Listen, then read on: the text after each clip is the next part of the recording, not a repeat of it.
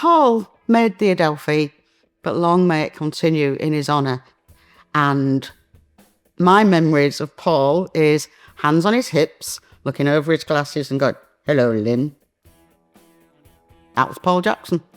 He'd have that gentle encouragement, but also that quiet confidence in himself.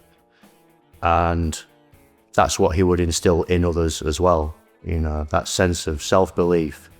PJ garnered a safe space for people to come. He always said it was important for girls to be able to come to gigs on their own because, your friends are always available, and it always was that to me. Yeah, for me, the Adelphi's always felt like home, and that's because of Paul. And that's always just been the anchor to keep people round. And I think there's such a massive community, and that's because of PJ and how he made people feel. Paul's always been a massive inspiration to me. He was, I say, he's my biggest fan in terms of my music. He always pushed me to do better, and would help pick me up if I was ever doubting myself with it. Everything I've ever been to here has been slightly left field, slightly off the map, and would not get booked anywhere else.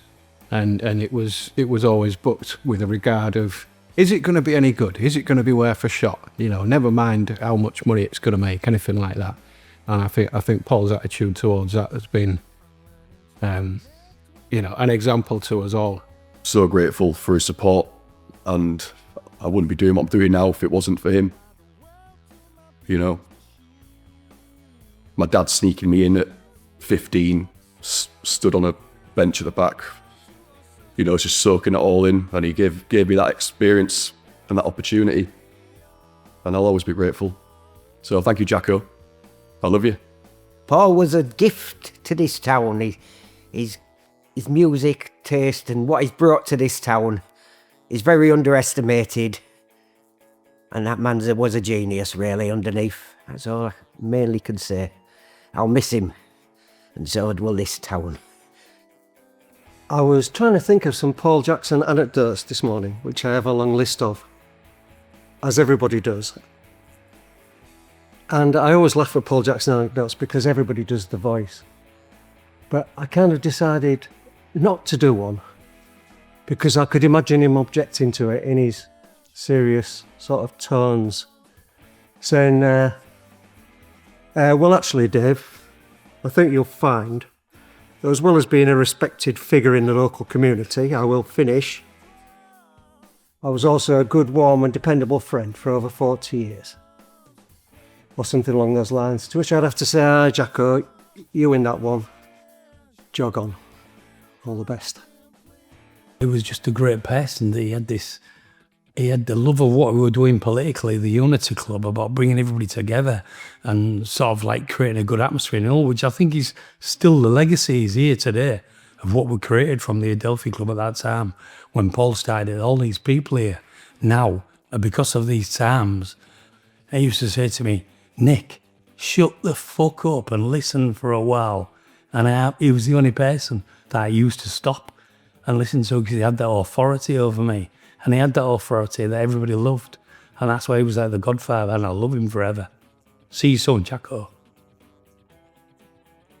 For me personally, it's created a sense of belonging when I didn't feel that I belonged, and a sense of community that I will be grateful for forever, and friends that are my friends forever. And I don't think I would have the life that I have now if it wasn't for Adelphi and if it wasn't for Paul creating the Adelphi. Paul provided me with a space to grow and to educate myself and my friends and how to treat each other and how to be a community and how to be a collective. Without the space that he built, I don't know how I would have ever escaped, the city, or how I would have ever gone on to do anything that I've done. Paul just had time for everybody, and he would give everybody a chance. So he had that passion for music, and he guarded this place jealously. He wouldn't let just anybody get involved. They needed to share his passion. They needed that vision. Only one occasion I saw him shove his skills at cricket. Because I was near one night when a kid called Dennis came from the Bale Hostel, and it kicked off. Funny enough, Phil Ascoff has been speaking to, he took a bar stool over his head. Jacko had got broken legs at the time, he'd been in a car accident, and was behind the bar fending off bottles from Dennis with his crutches. Proper straight bat, batting some back over the bar, some coming towards me, for about 10 minutes until Dennis collapsed in a heap and the police came and took him away. Another Adelphi legendary night. He wanted to create here an environment where people of different mixes could just be together to appreciate music, but not necessarily just to hang out. And I that's one side of him I really, really admire, because he was sort of preaching for inclusion when it wasn't a fashionable thing to do so. I think he was always moderately sceptical about my toilet shots, and I remember eventually managing to get him in the toilet for one of them, and I think it took no less than the late great Michael Chapman to actually persuade him to go in there. Was he not? He was not only very good at curating music and curated the bands that came through here and curating an amazing list of bands that we saw over the years, which was always brilliant. The thing I always remember is I think he was very good at curating people and friends, because there were many nights that was spent like after hours back at the Adelphi after gigs in the back room, either playing Killer or Paul with the sort of, but you felt you needed to sort of pass muster with Paul to be able to be part of that group that was allowed to stay, after hours for those kind of lock-ins.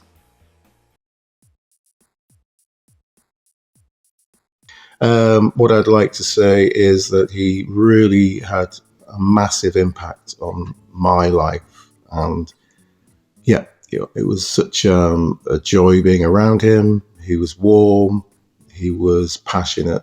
Everything that's good about me now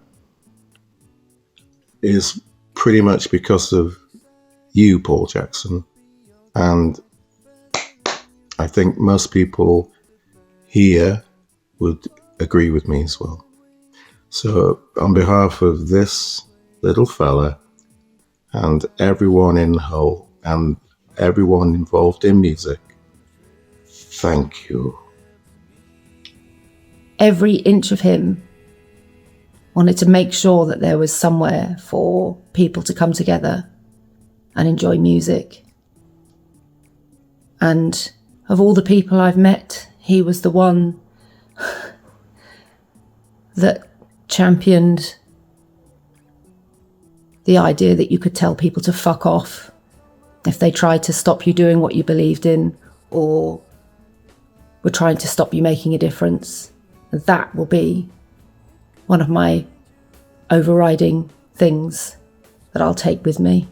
Shine brightly, Jacko.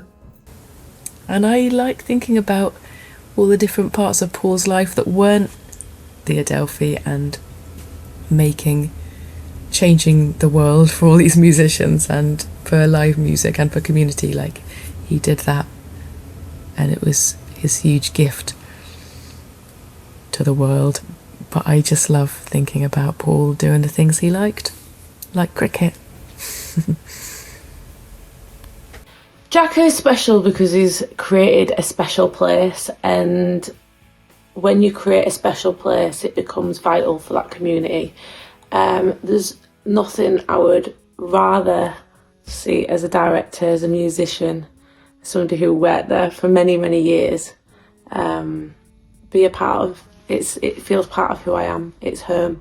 Yeah, so we got our beers, go in there, sit in the crucible, and then after the first frame, Jacko disappears. So we wait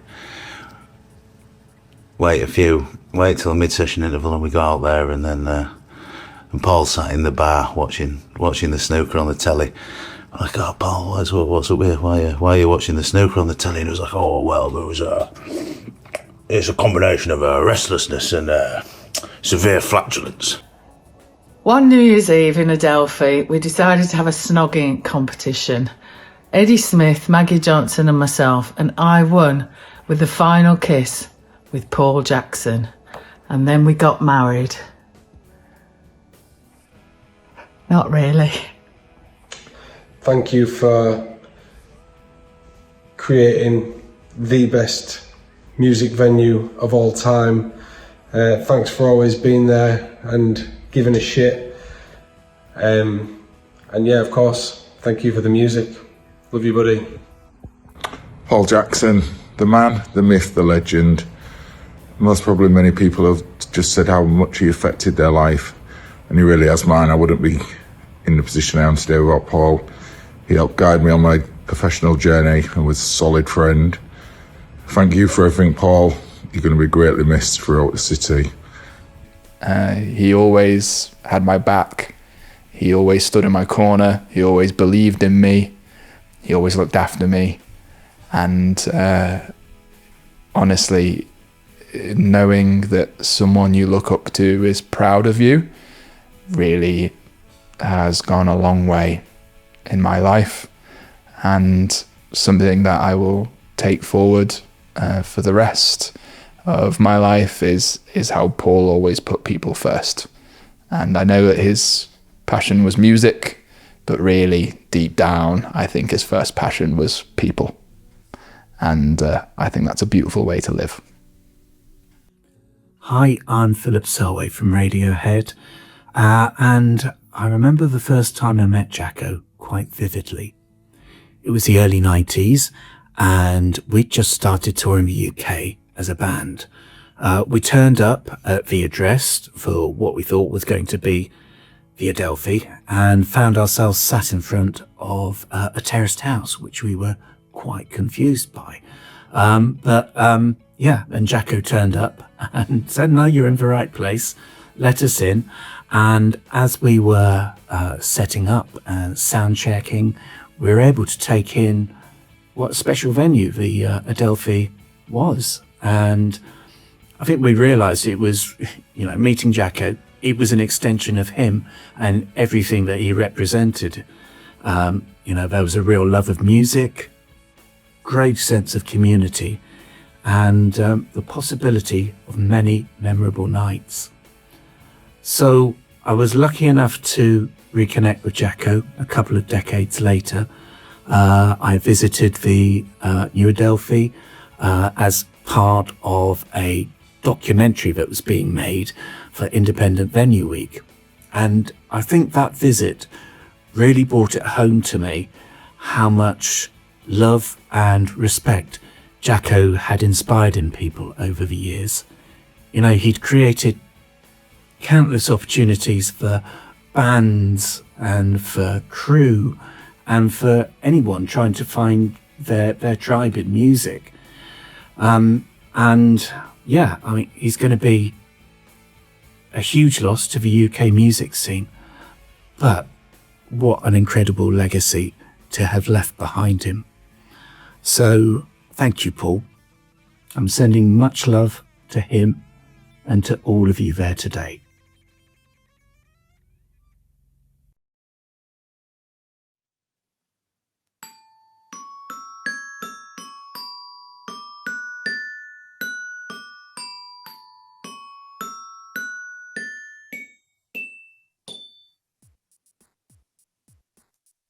And Paul Jackson and the Adelphi remind me a little bit of that old Velvet Underground story.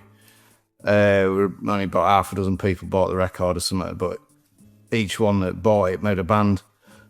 If Jacko hadn't put my band on, supporting a band called Doll Star in 1992, I wouldn't have been envious of their band and their singer Simon Stone, who later became my best friend. And he wouldn't have been envious of my band and wanted to form a band with me. And he wouldn't have come looking for me a few years later on his bike.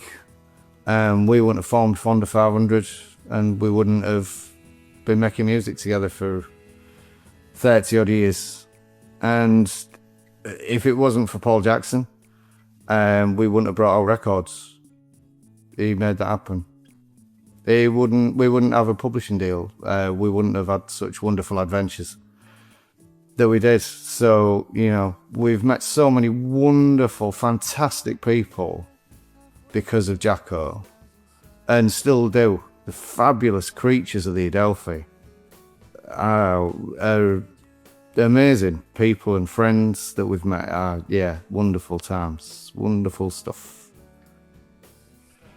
So thanks, Jacko. Thank you. We love you. Love and peace from always.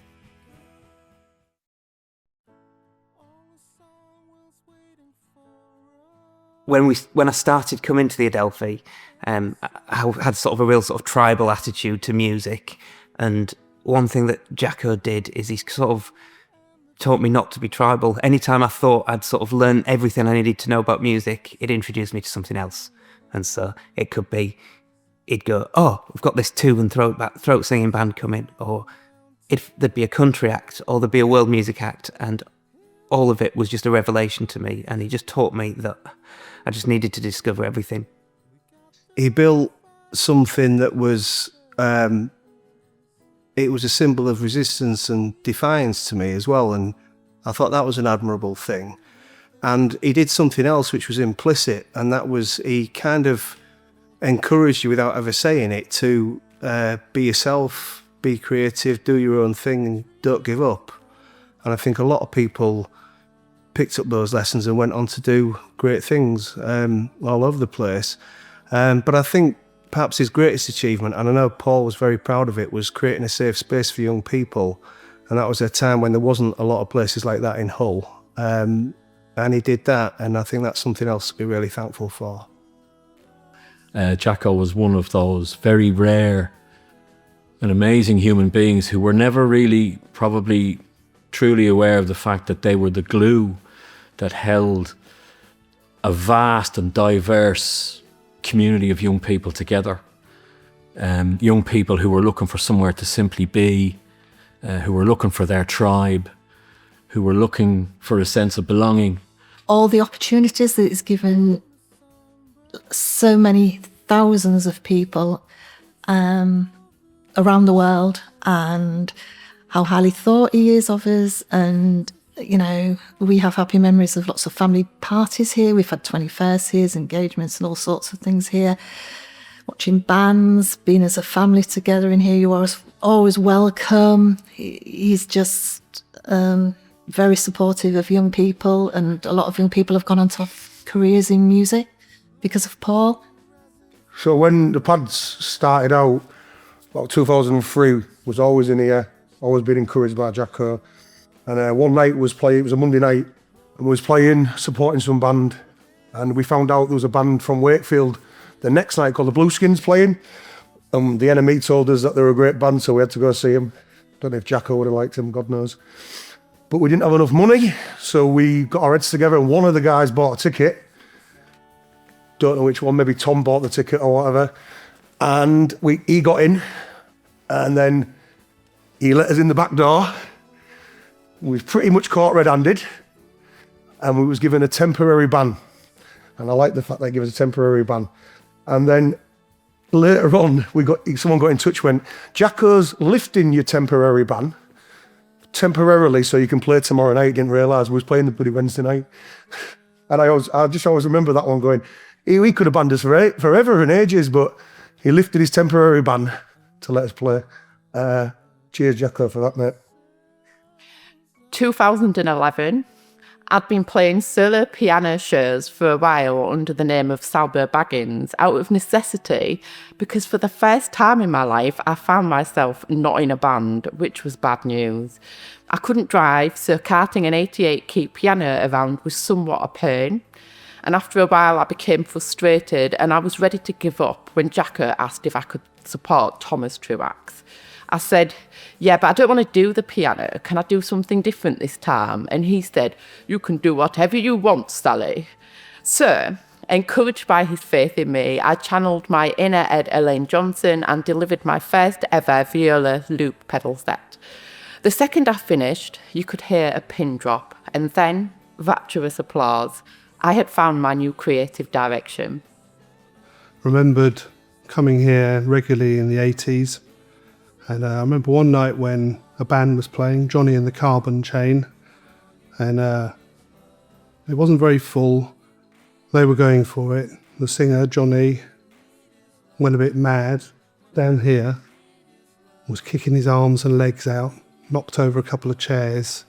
Paul went over in the middle of the song, told him to stop it.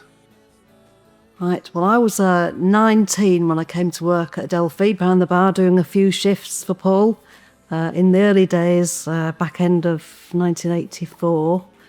And then it was a few months later, and I was here one day in a sort of unusually formal and serious way. He sort of said, "Oh, Sharon, I'd like to take you out for lunch tomorrow. There's something I want to talk to you about. And we'll go to the Queen's, because they do a very good baked potato." So we went, and we had the lunch and the baked potato, and it was nice. And he said, "Would you like to be full-time and have some extra responsibility and be the bar manager?" So I said, "Yes, please." And did that for about 4 years. It was great. Saw loads of great bands, made loads of great friends, met my husband, and yeah, so thanks, Paul. He built this place on the fringes, in a city that is on the fringes, and there's no bigger buzz than playing on that stage, coming off that stage, that serotonin hit that you get. The only thing that comes close to that is being in the audience. So I just want to thank Jacko for all those opportunities, and really, this place should be made available on prescription. It's probably saved the NHS hundreds of thousands of pounds in, making people feel good and what have you like that. So yeah, I just want to salute your maverick spirit and say thank you for all of the brilliant opportunities that you've given to literally thousands of people over the years. Cheers, Jacko. Thank you. I really will always kind of thank Paul for giving us this space to experiment and to hone our craft and kind of find our own way, however niche and unsellable as that may have been. I think we all know that Jacko could be a bit of a miserable bugger sometimes, but he did bring joy to a lot of people. He provided me with my first job, my band's first gigs. He put on some of the best gigs I've ever seen. But one of the things I'll be most grateful for Jacko for is he created an environment where like-minded people wanted to come to. And from that, I've got lifelong friends, and I will be forever grateful for that. I guess my thing is that Paul didn't really change my life. He just became a part of it. And he was my friend. And that's me and Paul.